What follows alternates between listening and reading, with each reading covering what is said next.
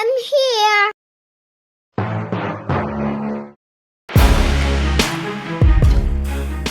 ಎಲ್ಲರಿಗೂ ನಮಸ್ಕಾರ. ನಿಮ್ಮ ಚಾನಲ್ಗೆ ಸ್ವಾಗತ.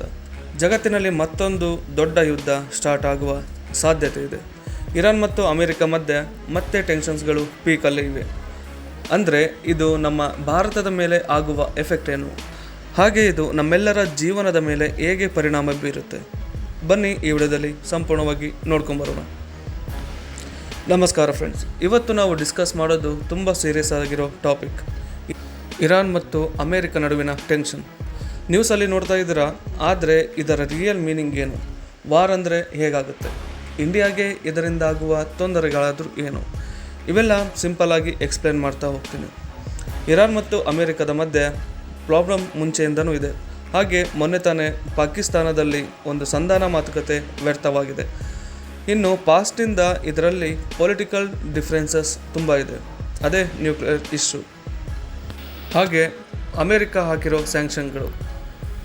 ಅಮೇರಿಕ ಹೇಳುತ್ತೆ ಇರಾನ್ನ ಬಳಿ ನ್ಯೂಕ್ಲಿಯರ್ ಇದ್ದರೆ ತುಂಬ ಡೇಂಜರಸ್ ಆಗುತ್ತೆ ಅಂತ. ಆದರೆ ಇರಾನ್ ಏನು ಹೇಳುತ್ತೆ, ಇದು ನಮ್ಮ ಹಕ್ಕು, ನಾವು ಅದನ್ನು ಪಡೆದೇ ತೀರುತ್ತೀವಿ. ಈಗ ಸಿಚುವೇಶನ್ ಹೆಂಗಾಗಿದೆ ಅಂದರೆ ಟೆನ್ಷನ್ನ ಇನ್ಕ್ರೀಸ್ ಆಗಿದೆ. ಹಾಗೆ ಮಿಲಿಟರಿ ಕೂಡ ಸುತ್ತುವರಿತಾ ಇದೆ. ಅಮೇರಿಕ ತನ್ನ ನೇವಿಯ ವಿಮಾನ ನೌಕೆಗಳನ್ನು ಕೂಡ ಸಮುದ್ರಕ್ಕೆ ಇಳಿಸಿದೆ. ಆದರೆ ಇನ್ನು ವಾರ್ ಎಸ್ಕಲೇಟ್ ಆಗಿಲ್ಲ. ಬಟ್ ಸಿಚುವೇಶನ್ ತುಂಬ ಸೆನ್ಸಿಟಿವ್ ಆಗಿದೆ. ಒಂದು ಸಣ್ಣ ಮಿಸ್ಟೇಕ್ ಆದರೂ ಕೂಡ ದೊಡ್ಡ ಯುದ್ಧಕ್ಕೆ ದಾರಿ. ಹಾಗೆ ಜಗತ್ತು ಕೂಡ ತನ್ನ ಕಣ್ಣುಗಳಿಂದ ನೋಡ್ತಾ ಇದೆ. ಹಾಗೆ ಜಗತ್ತು ಕೂಡ ಸಣ್ಣ ಮಟ್ಟಿನ ಭಯವನ್ನು ಕೂಡ ಪಡ್ತಾ ಇದೆ. ಯಾಕಂದರೆ ಇರಾನ್ನ ಲೊಕೇಶನ್ ಬಹಳ ಇಂಪಾರ್ಟೆಂಟ್ ಆದ ಲೊಕೇಶನ್ ಆಗಿರುತ್ತೆ. ಯಾಕಂದರೆ ಜಗತ್ತಿನ 60% ಆಯಿಲ್ ಸಪ್ಲೈ ಅಲ್ಲಿಂದನೇ ಆಗೋದು. ಜಗತ್ತಿನ ಆಯಿಲ್ ಸಪ್ಲೈಯಲ್ಲಿ ಮೇಜರ್ ರೋಲ್ ಮಿಡಲ್ ಈಸ್ಟ್. ಇನ್ನು ಅಲ್ಲಿ ತೊಂದರೆ ಆದರೆ ಇಡೀ ಜಗತ್ತಿಗೆ ತೊಂದರೆ ಆದಂತೆಯೇ ಲೆಕ್ಕ. ಇನ್ನು ವರ್ಲ್ಡ್ ಎಕಾನಮಿ ಶೇಕ್ ಆಗುತ್ತೆ. ಪೆಟ್ರೋಲ್, ಡೀಸೆಲ್, ಗ್ಯಾಸ್ ಎಲ್ಲ ದುಬಾರಿ. ಹಾಗೆ ಕೆಲವೊಮ್ಮೆ ಸಿಗೋದು ಕೂಡ ಕಷ್ಟ ಆಗಬಹುದು. ಓಕೆ, ಅಲ್ಲೇನೋ ಯುದ್ಧ ಆಗ್ತಿದೆ, ಇನ್ನು ನಮಗೇನು? ಇದು ನಮ್ಮೆಲ್ಲರ ಪ್ರಶ್ನೆ. ಭಾರತದಲ್ಲಿ ಕೇವಲ 30-40% LPG ಗ್ಯಾಸ್ ಸಿಗುತ್ತೆ. ಆದರೆ ಮಿಕ್ಕಿರೋ 60% ಹೊರಗಡೆಯಿಂದ ನಾವು ಇಂಪೋರ್ಟ್ ಮಾಡ್ಕೊಳ್ತಾ ಇದ್ದೀವಿ. ಅದರಲ್ಲೂ ಮೇನ್ ಕತಾರ್, UAE ಮತ್ತು ಇರಾನ್ ರಾಷ್ಟ್ರಗಳಿಂದ ಇಂಪೋರ್ಟ್ ಮಾಡ್ಕೊಳ್ತಾ ಇದ್ದೇವೆ. ಆದರೆ ಇತ್ತೀಚೆಗೆ ಮಾತ್ರ ರಷ್ಯಾದಿಂದ ಸ್ವಲ್ಪ ಮಟ್ಟಿನ ಇಂಧನವನ್ನು ಖರೀದಿ ಮಾಡ್ತಾ ಇದ್ದೇವೆ.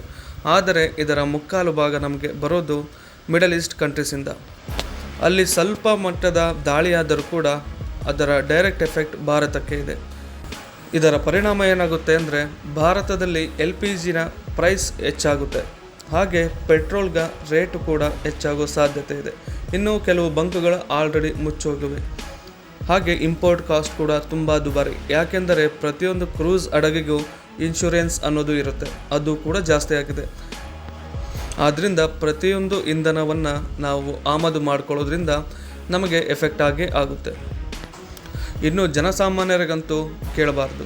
ಸಿಲಿಂಡರ್ ಕೂಡ ರೇಟ್ ಜಾಸ್ತಿ ಆಗಿದೆ. ಹಾಗೆ ನಮ್ಮ ಪ್ರಯಾಣದ ದರ ಕೂಡ ಜಾಸ್ತಿ ಆಗಿದೆ. ಇನ್ನು ನಮ್ಮ ಡೈಲಿನ ಆಯವ್ಯಯ ಅಥವಾ ದಿನದ ಖರ್ಚುಗಳಲ್ಲೂ ಕೂಡ ಹೆಚ್ಚಾಗುತ್ತೆ. ಹಾಗಾಗಿ ಹೆಚ್ಚಾಗಿ ನಾವು ಪಬ್ಲಿಕ್ ಟ್ರಾನ್ಸ್ಪೋರ್ಟನ್ನು ಯೂಸ್ ಮಾಡಬೇಕು. ಇನ್ನು ನಮ್ಮ ಗೌರ್ಮೆಂಟ್ ಏನು ಮಾಡ್ತಾ ಇದೆ, ಇದು ನಿಮ್ಮೆಲ್ಲರ ಪ್ರಶ್ನೆ ಆಗಿರುತ್ತೆ. ಆದರೆ ಭಾರತ ಸರ್ಕಾರ ಇದಕ್ಕಾಗಿ ಆಲ್ಟರ್ನೇಟಿವನ್ನು ಕೂಡ ಹುಡ್ಕೊಂಡಿದೆ. ಬೇರೆ ಬೇರೆ ದೇಶಗಳಿಂದ ಇಂಧನವನ್ನು ತರಿಸ್ಕೊಳ್ಳೋದು, ಹಾಗೆ ಸ್ಟಾಕನ್ನು ಮೇಂಟೈನ್ ಮಾಡೋದು, ಹಾಗೆ ಇಲ್ಲಿನ ಸಂದಿಗ್ಧ ಪರಿಸ್ಥಿತಿಯನ್ನು ಹೇಗೆ ಬ್ಯಾಲೆನ್ಸ್ ಮಾಡಬೇಕು ಅನ್ನೋ ಪ್ಲ್ಯಾನ್ ಅಂತೂ ಇದ್ದೇ ಇದೆ. ಆದ್ದರಿಂದ ಯಾರೂ ಭಯಪಡುವ ಅವಶ್ಯಕತೆ ಇಲ್ಲ. ಸೊ ಫ್ರೆಂಡ್ಸ್, ಇರಾನ್ ಮತ್ತು ಅಮೇರಿಕದ ವಾರ್ ಅಂದರೆ ಕೇವಲ ಒಂದು ವಿದೇಶದ ಸುದ್ದಿ ಅಲ್ಲ, ಇದು ನಮ್ಮೆಲ್ಲರ ಸುದ್ದಿ.